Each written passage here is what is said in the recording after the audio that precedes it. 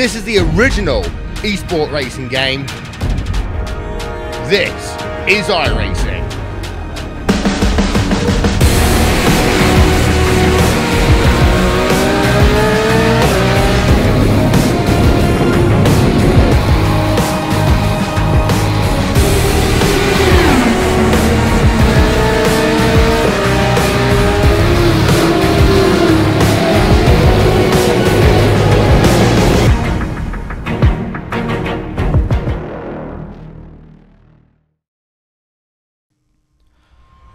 Hello everyone and welcome to the Porsche Pro Qualifying Series, round number 5 at Imola here on Raceport TV and of course on the iRacing eSports Network. I am Heinrich, I'm going to be solo in the competition today, and well, it's Imola, the track that has gone through so many layout changes over its existence, and so much fantastic action on those layouts as well. The most recent layout is the one that you're going to see in this race today. It is the 2007 layout, the removal of the Variante Bassa. If we look at the track conditions, we are looking at partly cloudy with 25-degree air temperature with 28 degrees Celsius out there on the track surface. But without much further ado, we will get ourselves to your starting grid. Heinrich will get pole position for Williams Esports with Sebastian Job lining up right next to him on the front row for G2 Esports. Speaking of G2 Esports, no Freddie Rasmussen in this race, so we will have a new race winner here in the iRacing Porsche Pro Qualifying Series. Maximilian Benecke will line up in P3 with Ricardo Castroledo getting a good qualifying up into P number 4 on the starting grid. Jared Filsell will line up 5th, right next to Graham Carroll in P6, with Enzo Benito 7th, David Nowakowski 8th, David Williams 9th, and Ayachan Guven lining up in 10th. Moritz Lohner will line up in 11th, with Bobby Zelensky rounding out that particular row for the driver of number 22. We've got Kamil Franczak as well. Not really a great qualifying for him. We usually like to see him a little bit further up. He'll start in P13 with Alexander Voss, P14. Marin Kolak then, P15 with Sebastian Dunkel 16th. Kim Eriksson lines up 17th with Jake Hewler 18th. Niels Koch 19th. Alejandro Sanchez 20th. Alexander Thieb will start in P21 with Dennis Grabowski 22nd and Jack Sedgwick, your last qualifier for the starting grid today.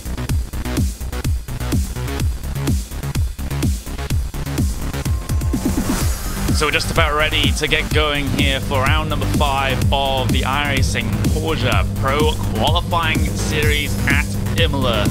The drivers taking themselves to the starting grid just a couple of moments before we get this one going. Heinrich looking to get a good start from pole position.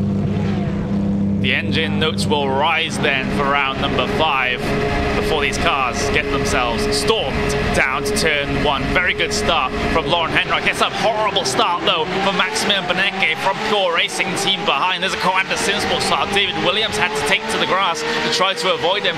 3 wide then between these drivers coming down through turn 1 for the first time. Maximilian Benecke will survive, but the thing is, he's lost a ton of positions on this start already. Lohner and the car of Guven will battle it out coming down to the Villeneuve chicane for the first time. Guven on the outside for the first apex, becomes the inside for the second, and there's the up and under move from Moritz Lohner, and then he'll immediately come across to cover off the move back in towards Tosa. That's fantastic, aggressive, authoritative driving there from Moritz Lohner, as then they will continue this run all the way up to Piratella for the first time. But there's been a little bit of a spin ahead as Nowakowski gets punted and spins in the middle of traffic, and oh, there are 2 cars on their roofs there. Guven and Lohner, they got all of that. Both of them will be out of this event in absolutely catastrophic fashion. That is a huge, huge instance on their way up towards towards Piratella. You can just see Nowakowski got absolutely punted from behind, spun in the middle of traffic. Nothing he can do. It's all up to the drivers behind to try and avoid him when he's stationary on the circuit like that. But Lohner and Guven, no time to react at all. They are out immediately. Returning back to the live pictures then as they're coming out of the final turn. Lauren Heinrich will maintain the race lead then as he heads his way across the line. Sebastian Job very much hot on his heels here, and right now is losing time, but he'll look to gain that one back over the next couple of laps, that's for sure, as they come down into Tamburello for the second time in this event. All of your top 5, all very much stacked up together, all of your top 6 even, as I have to correct myself. They are very, very close indeed. Graham Carroll, though, he got a pretty good run coming out of Tamburello that time. Maybe he can take the challenge to Jared Filsell at some point over the course of the next few laps. He certainly does seem to have the pace, but right now the pace isn't quite just enough to try and find himself alongside the Australian driver right now. Through Tosa then, up the hill again, coming up to turn number 8 of Piratella. That very, very fast, very fun, at least in my opinion, corner where you can just bring the car in and just get really early on the throttle. You can use a little bit of the runoff as well before you run down in towards Acqua Minerale, where the car just comes under a compression force, and you can it just feels absolutely amazing as a driver coming through here. And then you look back up to the Variante Alta, but oh no, Graham Carroll has got himself a slowdown penalty. Benecke will have a look around the outside. Oh, how close do you want to leave it there?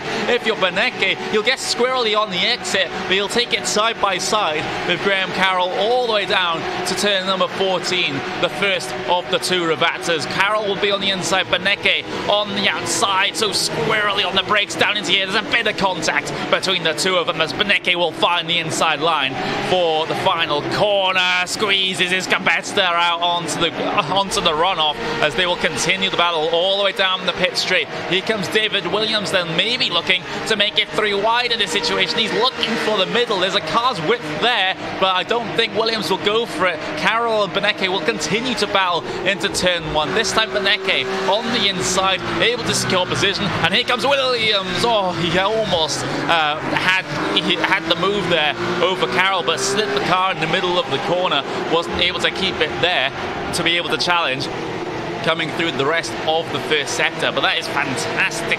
That's some fantastic driving there, excuse me, from both Benecke and Carroll, 2 of the best drivers here on the iRacing service, going absolutely wheel to wheel.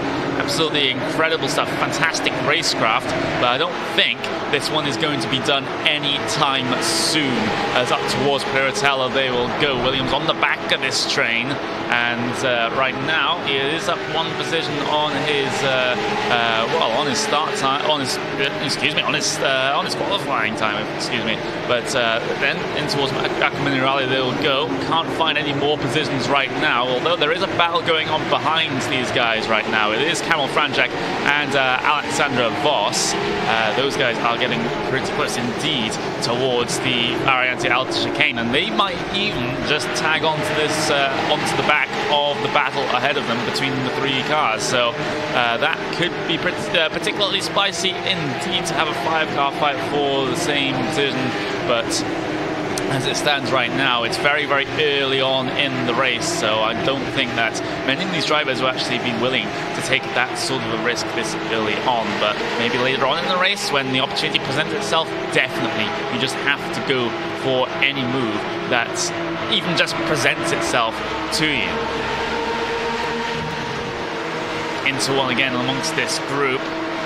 Still very close. You can just sense that some of these drivers might just want to go for the move, but they know better of it. They can just bring it close towards the back bumper instead, and then maybe look to try to fight another day. Just to give you a little bit of an update at the front of your field, Lauren Heinrich will still lead from Sebastian Job, but Job has been there just ready and waiting, and if Lauren Heinrich steps a foot out of line here, then Sebastian Job is just going to instantly take that opportunity and head his way through to the race lead. And you can't count out Ricardo Castroledo here either, because he's been sitting there and looking very, very strong throughout this race as well. He's gained 1 position on his qualifying up onto that podium right now, which would be an absolutely fantastic finish for Ricardo Castroledo, because in the first couple of weeks of this series, he didn't really have the best of luck. He crashed out of most of the broadcasted races and most of the other strength of field races as well.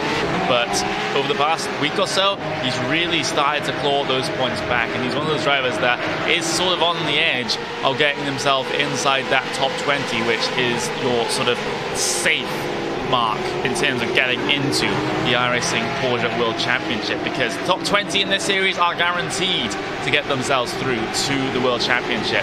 But if you're on the edge, maybe you're having to rely on some of the iRacing World Championship Grand Prix series drivers not taking an invite to the Porsche World Championship, just so that you can get yourself in, and you don't want to have to rely on someone else not taking an invite for you to get yourself in. So it's definitely within your interest to make sure that you're inside of that top 20 by the end of this particular series. But Sebastian Job, he's looking very, very close here up towards Tosa. But again, it's one thing being close, but it's a complete other thing to be close enough to try and make a pass. That's going to be my Murrayism for today here.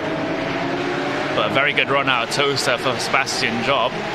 Piratella, though, isn't really the best of corners to be able to make an overtake. It's basically more or less single line through there, and it's a low percentage pass if you do decide to go for that sort of move. But Aqua Minerale, it's a similar situation through here because the car is under such the limit of grip, and the track is so narrow as well that passes really don't happen. Maybe you can make a move up towards Variante Alta. It is quite a decent braking zone, so if you can draw yourself alongside through there, then that is definitely an opportunity, but you do risk slowing yourself down quite a bit and then coming under threat from behind as you try to fight the car ahead of you. But though Sebastian Job, again, up towards the first Travatta, he's just sitting there, just applying the pressure to the back of the Williams Esports driver right now, which arguably is all that he needs to do. A P2 finish is still an absolutely fantastic points haul and will definitely solidify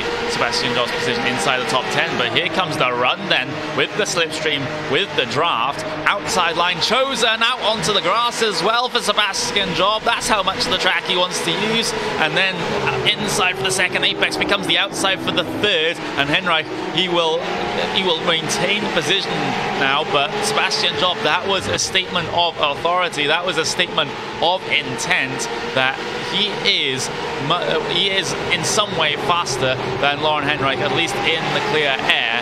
But the Heinrich, he got that one well defended on that inside line for the Tamburello chicane. But as these guys head their way up towards Piratella again, Prado Castroledo, as a result of those guys going side by side very, very briefly, Castroledo has reeled them both back in here. So expect the VRS Car and the Simsports driver to get involved in this battle if they slow each other down just that little bit more. Same with Jared Filsell as well. We can't count out the Australian either, as this top four group all stacked together right now. And Sebastian Job, he is looking to be the driver that wants to make the moves up to the race lead, but not going to find anything coming through the Variante Alta.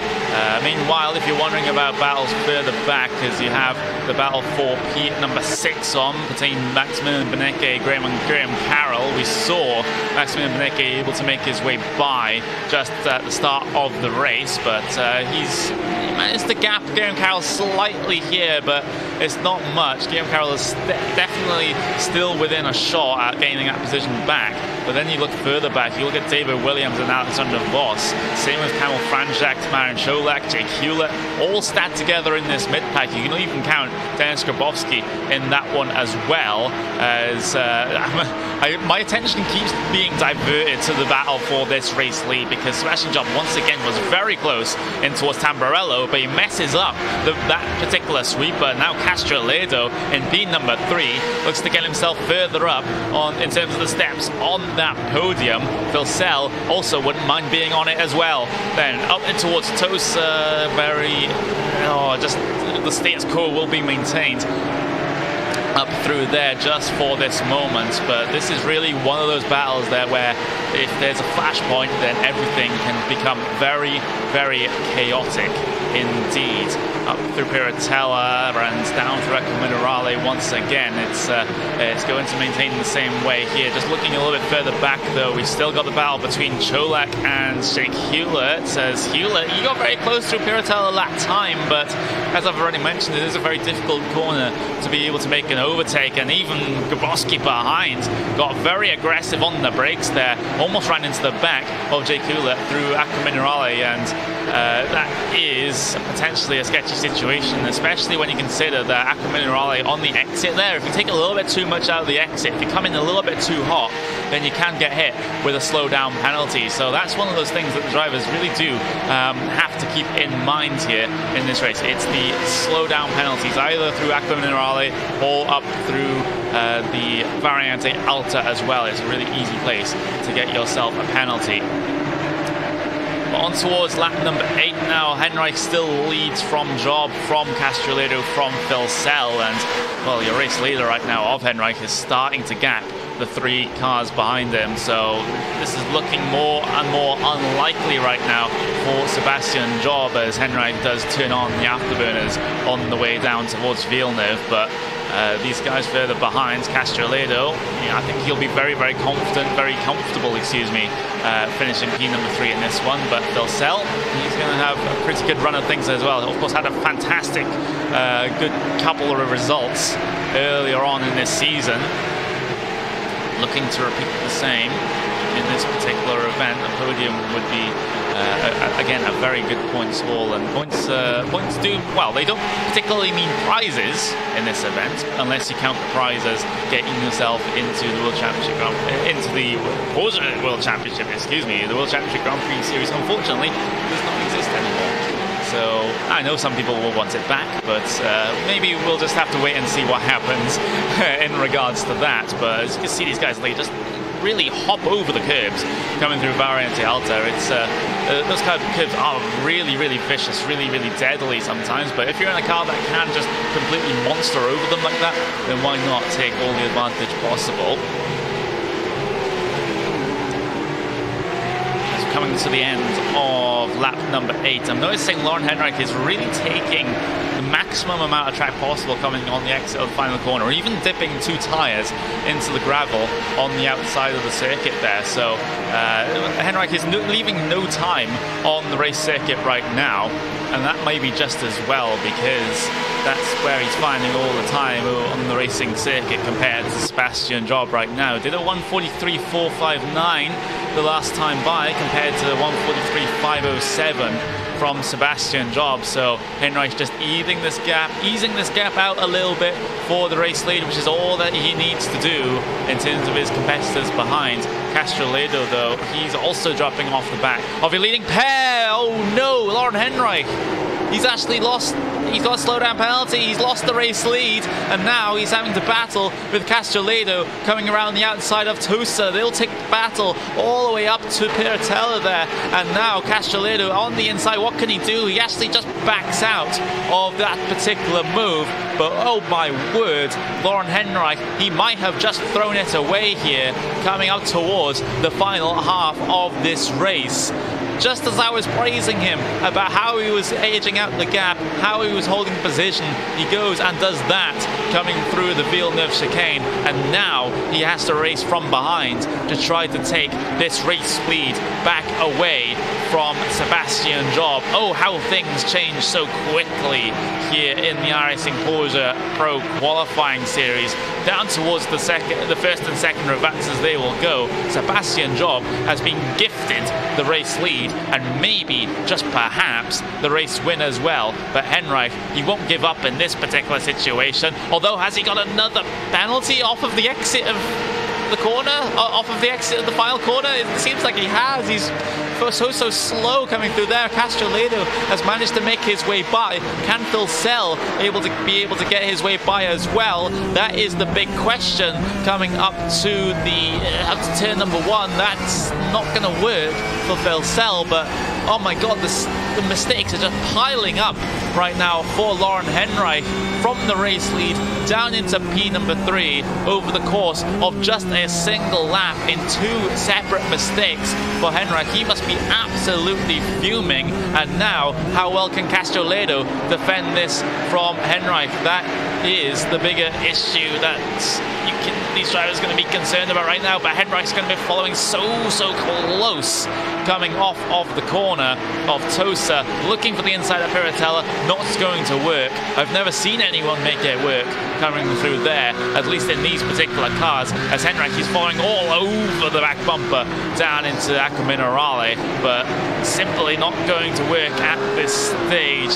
Phil Sell just backstage trying to figure out where he can slot himself into this particular battle. Heinrich looking maybe for an outside move into the Variante Alta, but that one is not going to work. Tries to take all the time, as much time as possible, or at least the shortest route possible over the chicane without getting a slowdown penalty. This is why they just completely clatter the curbs coming through there.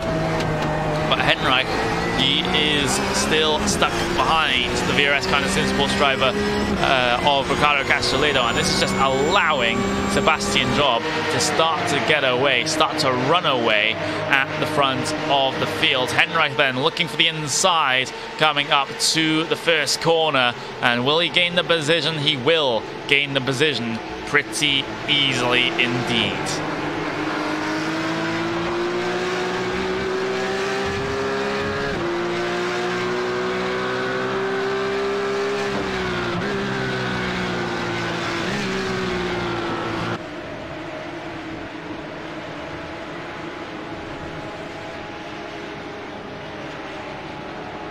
See our aerial view right now as we see these cars go through Tosa, where it starts to go up the hill and then they disappear behind the trees before reappearing up to Piratella. Looking back at the battle though between what is going to be Jared Phil Sell involved in this one. We can see that those positions, excuse me, on the left-hand side aren't exactly accurate because we had allowed Heinrich actually get past Ricardo Castroledo, so Phil Sell's going to be the battle on the back of Castroledo. We're also looking at Sebastian Dunkel getting very close through Piratella, but won't be able to pass Marin Cholak right now in the Altus Esports car that is just sitting on his front bumper. You can see on those positions changed graphic. Grabowski, that's going to be the biggest mover in this event so far, up 10 positions all the way up into P12 from P22. That's pretty much dead last on the starting grid. We've got 23 cars on in this particular race, and you can just see the biggest losers there right at the back of the field. David Nowakowski being spun in the middle of traffic and then being collected by the likes of Guven and Moritz Lohner.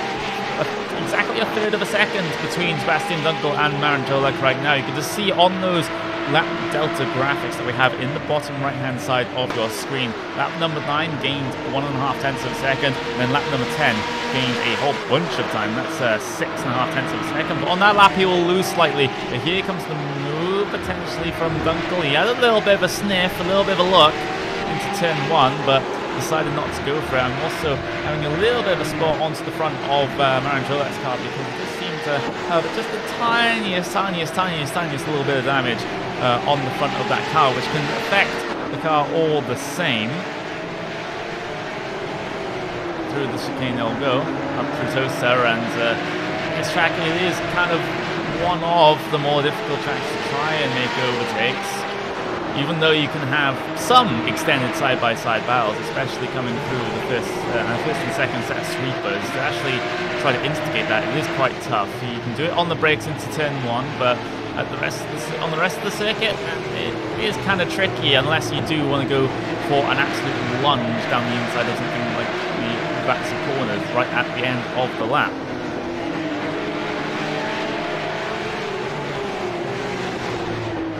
Dunkel though, still not really enough speed over Marin Cholak right now to be able to get any semblance of a pass. The VRS kind of Sinsport car behind though did have a little bit of a moment over the Variante Alta, just dropped back off this battle a little bit, so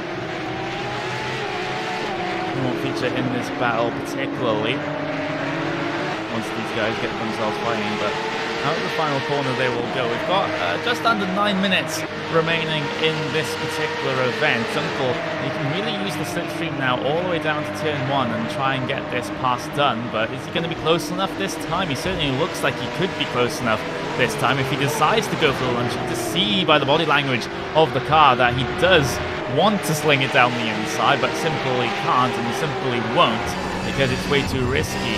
So in this situation, as you see, Dunkel gets a huge amount of snap oversteer off the corner. You can bring that speed graphic up. They go down to 120, 100 kilometers an hour coming through Villeneuve, and that wasn't the ideal speed because Dunkel, he went off coming through the exit there. That is not the ideal situation for him. The mistake has now brought the car further behind back into this. I believe that is going to be the car of Bobby Zelensky there that's going to get himself involved in this particular battle. The man from California trying to track down Dunkel after his mistake as they'll dive back down the hill. This does give a little bit of breathing room to the driver ahead of Cholak, though. The pressure has been relieved on him, so he can decide to get himself away from this dueling pair.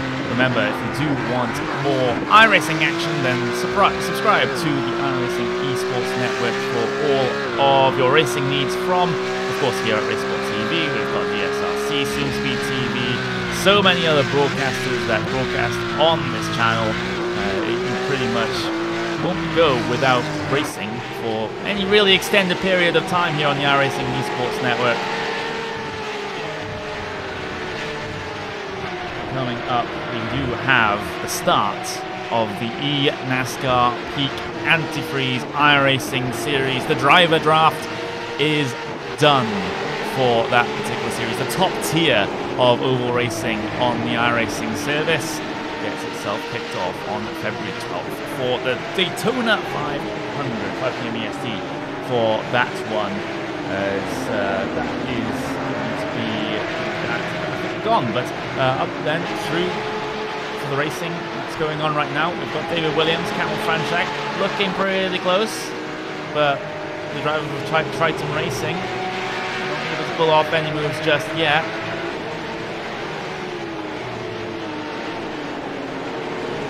You see Williams Esports also on the back of this particular train as well. That's going to be Alexander Voss. That's looking to pick up a good couple of positions here, but you can see just on the front end of his car that there is a little bit of damage he does have to be concerned about. Of course, it doesn't affect these tin top cars as much, but it's something you do have to be aware of when it comes to the straight line speeds coming down the straights. Any bit of bodywork that's sticking out does really affect the maximum speed that you can do coming down the straight, which does in turn affect your ability to try and pull off passes because you won't have as much of an overspeed coming down into the heavy braking zones as you would otherwise with a cleaner car. Franchak though, still sitting in the slipstream of the VRS Kind of Simpsons car ahead, but down the inside does he go? It's always open, but doesn't decide to slip his way through. Up over the curb he will go. Sometimes the car can get pretty sketchy over these curbs.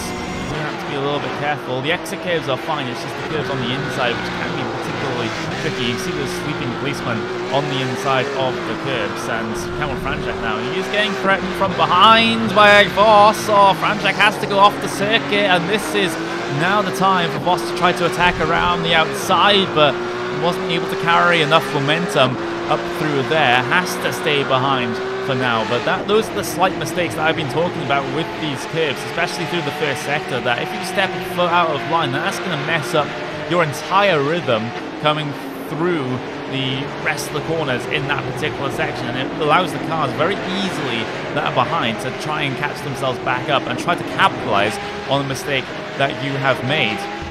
But Franchak able to get away with it there. Almost wasn't able to, as Voss was definitely close enough to capitalize on that. Tried around the outside at Tosa, but simply wasn't on.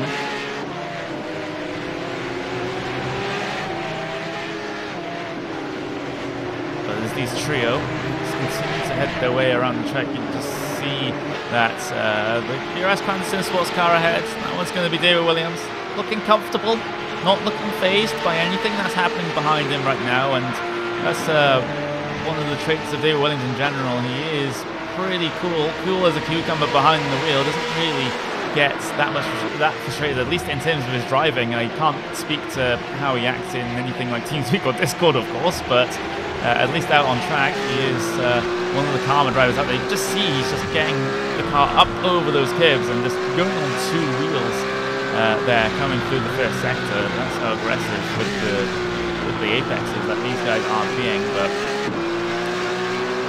you have to be careful. Big trouble spot is on the exit of that Villeneuve chicane. There goes the inside look for Franjak as we ride on board with Alexander Voss behind. Franjak thought he had a move on down the inside there, but the move will be defended instead. Up to Piratella. He's only got 3 minutes left of this race to try and make this move, so that's not a lot of time to work with. Just a couple of laps to go for Franjak to get himself even further inside of that top 10. Will he be able to do it? Will he even be able to do it with the pressure from Alexander Voss behind, who also wants to recover something from this race? He's done a good job of it so far, even with the little bit of front-end damage that he has got. He's up on his qualifying position already as well, so hasn't been the worst of days for Voss. He'll collect a good couple of points from this one, but you know, it could be those few points that matter right at the end of the season that could just easily be gained from finishing one position further up the field. Out the final corner they will go, and having a look back, looking not back, but further forwards, Ricardo Castelletto versus Jared Filsell within 0.2 of a second right now, so Filsell, he's been passive throughout this event so far, but now's go time for the final couple of minutes of this race. The Frenchman of Ricardo Castelletto has to defend from his life from the Australian. He looks close into Tosa, but that's not going to be a move. That's on. Looks for the cutback off the corner, but not able to find it. You can see how close that Porsche behind is of Jared Filsell. Of course, says Trans-Tasman Racing actually is not with Trans-Tasman Racing anymore, so that is slightly not accurate, but we will just continue on as down through Acqua Minerale they will go, and Filsell ever close to be able to make a move. But with 1 minute and 12 seconds remaining, you have to wonder if it's a little bit too little, too late for Filsell. You can just see them hopping. That was basically a jump. That was basically a jump over the curb there for Jared Filsell. He was all 4 tires off the ground. That was just absolutely crazy. There's the flashing of the lights for Filsell. The universal driver language of not even please, just get out of my way to the VRS Sim Sport driver ahead. But the thing is, this late on in the race, you do have a late race battle potentially brewing for the race lead. This will be the final lap as they head their way across the line. So battle for P number 1, battle for P number 3 as well. Filsell versus Castelletto for the final step on the podium. The race lead will continue with the status quo through turn 1 and 2. They weren't able to make a move, but Heinrich, he qualified pole position. He wants to get this race lead back off the G2 Esports driver of Sebastian Job through the Villeneuve chicane. Is Heinrich going to be close enough? He's not gone for one of his overtaking opportunities already. The big one down into turn number 1. Final lap of this race. Can Castelletto hold on to P number 3 as well from Filsell? That is the other question that we have to be asking ourselves. How many overtaking opportunities are there left? And if you ask me, there are only desperate ones that they have left. Lunge at Variante Alta, lunge through the final 2 Ravazzas. Those have to be the moves on the cards right now for both battles in this situation. Heinrich so close to the back of Sebastian Job. 2.5 of a second is the gap on the run towards that Variante Alta. You can see how Heinrich gets so close, but a little bit loose off the exit of the corner, and Sebastian Job 2 corners to go for G2 Esports, and they will claim yet another win in this series. This time not with Freddy Rasmussen, but this time with Sebastian Job. Through the final corner they will go and run to the line for Sebastian Job, because despite qualifying P number 2, he'll be the man coming away with the race win for G2 Esports. He continues the G2 Esports streak in this series. Ricardo Castelletto finishing a very respectable 3rd, holding off the fight from Jared Filsell. Enzo Benito across the line in P5. Maximilian Benecke, though, the highest iRacing driver on the roadside of iRacing, he only finishes in P6. Graham Carroll 7th, as the rest of the drivers will cycle themselves by across the line. Oof, that was a potentially very, very spicy, very interesting final couple of laps there, but the cars ahead managed to hold on. No passes were pulled off, and Sebastian Job was able to make it to the finish line first. Let's have a look at your official race results then here for round number 5 of the Porsche Pro Qualifying Series. Sebastian Job will come away with the race win from your pole position sitter of Lauren Heinrich. A very close run thing at the end there. Just 0.3 of a second separate them, but 0.3 of a second are all that matter if you're Sebastian Job and coming away with the race win. Ricardo Castelletto will finish on the final step of the podium after starting 4th, with Jared Filsell similarly gaining a position, but up into P number 4. Enzo Benito will finish inside of the top 5 after a relatively quiet race for him. Maximilian Benecke, though, a horrible start just turned into a horrible race as he finishes in P number 6 after starting 3rd. Graham Carroll, though, P7 with David Williams 8th, Kamil Franczak 9th, with Alexander Voss finishing in 10th. Then we've got the drivers of Hewlett, Phoebe Grabowski, Marin Cholak. We've got Sebastian Dunkel P15 with Zelensky, Eriksson, Nowakowski, Ayan Guven with issues early on. Same with Alejandro Sanchez, Niels Koch, Moritz Lohner going for a ride early on in the race, shall we say, with Jack Sedgwick being the driver that's also not going to finish this race. So that's all we have time for here for round number 5 of the iRacing Porsche Pro Qualifying Series at Imola. Join us next week, same place, same time, for more fantastic Porsche racing action. Goodbye.